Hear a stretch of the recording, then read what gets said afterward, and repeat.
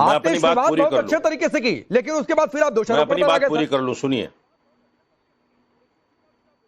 नहीं, आप जो है असल में मेरी बात को तो समझेंगे नहीं, क्योंकि मेरी बात को आपको समझना ही नहीं है। अरे मैं तो कह रहा हूं आपने शुरुआत बहुत अच्छे तरीके से की। मैं 3-4 नाम बताता हूं। सही बात है, इस्लाम की दावत किसी को दी जाए इसमें कोई बुराई नहीं है। मेरे भाई बोलने दो। धर्म का प्रचार प्रसार हर धर्म को मानने वाला करे, ये भी आपने ठीक कहा कि जबरदस्ती नहीं होनी चाहिए, लेकिन फिर उसके बाद आप दोषारोपण पर आ गए।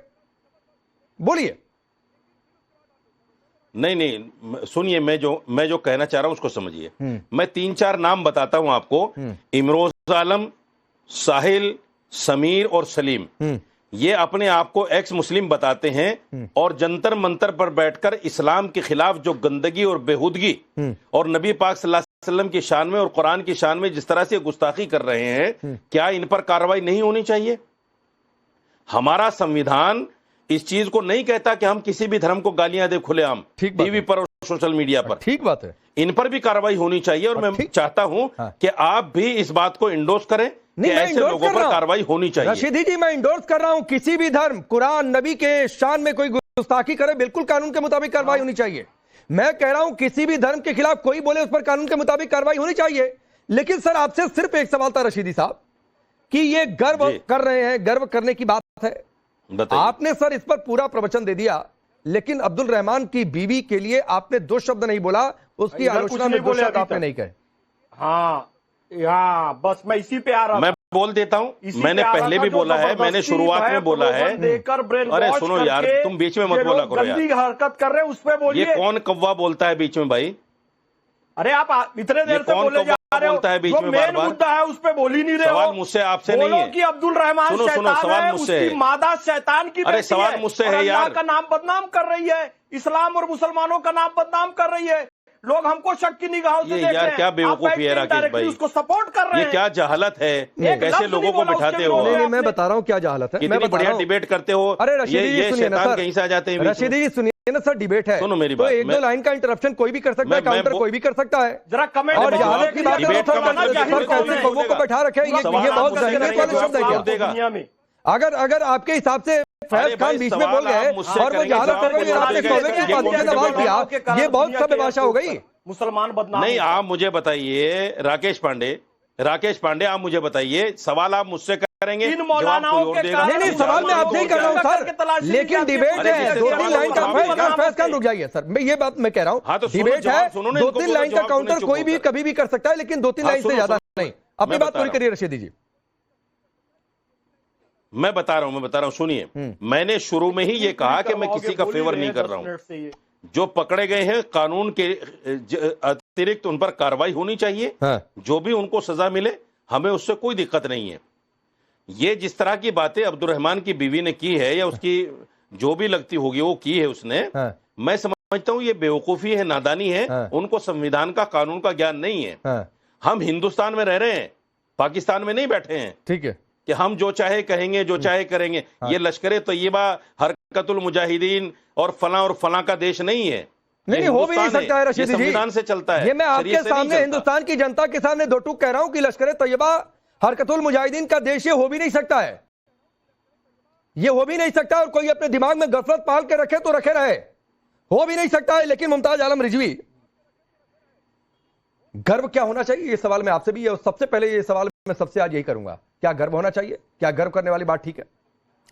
नहीं, किस बात पे गर्व करना, किस बात पे आप पूछ रहे हैं? अभी आपको कंफ्यूजन दावत देना, दावत देना इस्लाम की, जैसे आपने भी कहा कि संविधान भी इजाजत देता है, कोई नहीं रोकता, तो दावत देना इस्लाम की। अगर हम आपको नहीं, अब्दुल रहमान जो कर रहा है, मैं उसकी बात नहीं कर रहा, तो मैं तो उसी की बात कर रहा हूं। नहीं, देखिए अब्दुल रहमान पर ही हो रही है।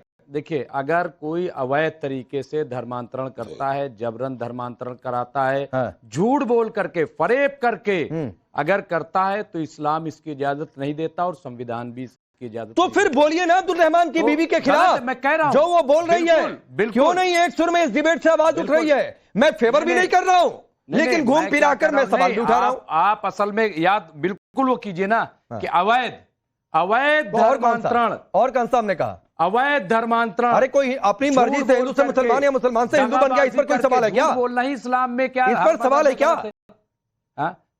तो हाँ। फिर आप क्यों सवाल कर रहे हो? क्या सवाल? आप क्या समझते हो? अब्दुल रहमान वैध धर्मांतरण करवाता अवैध था। धर्मांतरण नहीं, आप बताइए, अब्दुल रहमान वैध धर्मांतरण करवाता था।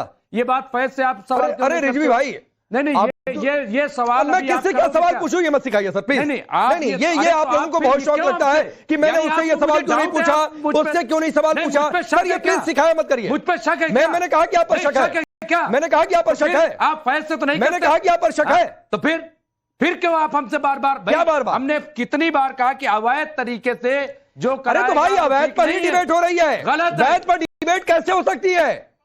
तो बस मुमताज ठीक है। आलम रिजवी, ठीक है, अवैध धर्मांतरण पर ही डिबेट हो रही है। मोहम्मद फैज खान है ये अब इनको हम मानसिक कहते हैं रूप से साहब इनका विक्षिप्त हो ब्रेन गए। वॉश कर दिया गया है और ब्रेन वॉश की वजह से ये उल्टा सीधा बकते रहते हैं इस्लाम के बारे में, बगैर जानते हुए भी ये झूठ बोलते रहते हैं, गलत बात करते इनका रहते हैं, मानसिक मुखालफत संतुलन करते बिगड़ रहते चुका है हैं इन लोगों ताकि का। दूसरों को ये खुश कर सके। आतंकवाद को, तो इनका अवैध ब्रेन वॉश है। धर्मांतरण को, भय अब प्रलोभन कोई को कहे सबको साहब सही इनका सिद्ध ब्रेन वॉश करना किसने चाहते किया? हैं। हाँ, थोड़ा तो सा भाई इलाज करवा इस लो, तरीके से तमाम मौलाना, लोग हैं। नेशनल न्यूज़ तो चैनल पे इसलिए बैठकर क्या आप बोल इस रहे चीज हो? को समझिए, इस लश्कर-ए बारीकी तोयबा को हिजबुल समझिए। मुजाहिदीन से उनके तार जुड़े हुए हैं, इस्लाम की उनका दावत सपोर्ट कर देना, रहे हो। अच्छाइयां बयान आपके करना, घर तक ATS खूबियां आएगी, बयान ध्यान करना ये रखिएगा, सोच गलत समझ नहीं के बोलिए है, कुछ। लेकिन झूठ बोल करके, मुझे पता है मैं झूठ हिंदुस्तान का फरेब वफादार लालच हूं। दे करके अपने ये देश बिल्कुल धर्म के लिए गलत अपनी है। जान दे दूंगा। चाहे आप लोग अब्दुल ये रहमान हो, आतंकियों का चाहे समर्थन मुमताज करना आलम बंद कर रिजवी दो। हो, चाहे जो वो गलत कर रहे हैं, वो इस्लाम का काम नहीं कर रहे हैं, इस्लाम के नाम पे फ्रॉड कर रहे हैं, अपना धंधा कर रहे अरे हैं। तो बिजनेस यहीं कर पर रहे हैं। क्यों नहीं रुक जा रहे हैं अमर जैदी?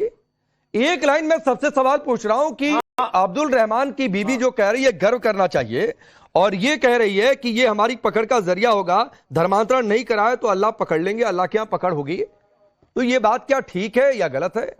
सिर्फ इतना समय सवाल सबसे कर रहा हूं। देखिए राकेश, सबसे बड़ा और अहम सवाल ये है, इस मुद्दे पर हम काफी समय से चर्चा कर रहे हैं, क्योंकि जो छांगुर बाबा से जब से ये मुद्दा स्टार्ट हुआ है तो हम धर्मांतरण पे बहस लगातार जारी है पिछले कई हफ्ते से। अब सवाल ये होता है, जब भी हम इस तरह के मुद्दों पर बहस करने के लिए बैठते हैं तो कोई भी सार्थक और एक ट्रांसपेरेंट डिस्कशन हम नहीं देखते हैं। यहाँ पर जो फैक्ट्स हैं उनको बयान नहीं किया जाता है। यहाँ पर आप डिप्लोमेटिक, यहाँ पर चीजों को प्रेजेंट करके आप इस तरह से हिपोक्रेसी वाली बयानबाजी देखते हैं कि ये तो कानूनी है, ये असंवैधानिक है, ये संवैधानिक है, ये इस्लाम इजाजत देता है, उसका इस्लाम इजाजत देता है। सवाल ये है कि दावत की बात जब आती है, इस्लाम इजाजत देता है, लेकिन घरों में से पकड़ कर लोगों को डराकर अल्लाह के नाम पर लोगों। मुमताज आलम रिजवी साहब, आप खामोश बैठे रहिए, मैं पिछले 17-18 मिनट से अपनी बारी का इंतजार कर रही हूँ। अगर आप यहाँ पर अपनी जहालत का प्रदर्शन मेरे समय में आप नहीं बोलेंगे, वरना मैं पूरे आगे 40 मिनट किसी को बोलने नहीं दूंगी। तो खामोश हो जाइए और मुझे अपनी बात करने दीजिए। अब आपकी मुमताज आलम रिजवी, नहीं मैं ठीक है ना, आपको बीच में सवाल करना था, एक लाइन सवाल बोलकर चुप हो जाया करिए सर।